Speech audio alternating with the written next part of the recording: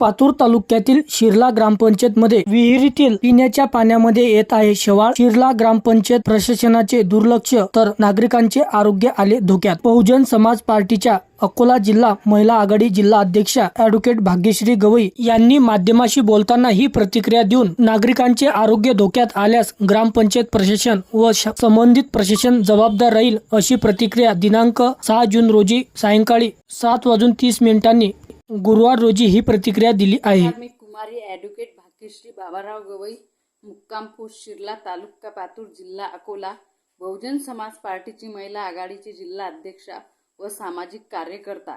शिरला येथे पिण्याच्या पाण्याची मोठ्या प्रमाणात समस्या अशा प्रकारे उद्भवली आहे की पिण्याची पाणी ज्या विहिरीमधून येते त्या विहिरीमध्ये शेवाळाचे प्रमाण एवढ्या प्रमाणात साचलेले आहे की पाईपामधून ते पिण्याच्या पाण्यामध्ये शेवाळ आणि घाण तो पूर्णपणे येत आहे।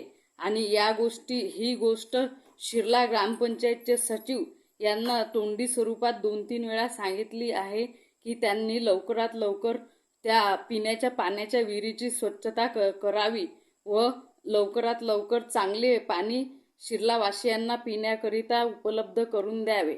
कारण की दूषित पाण्यामुळे शिरलावासियांचे आरोग्य मोठ्या प्रमाणात धोक्यात येऊ शकते।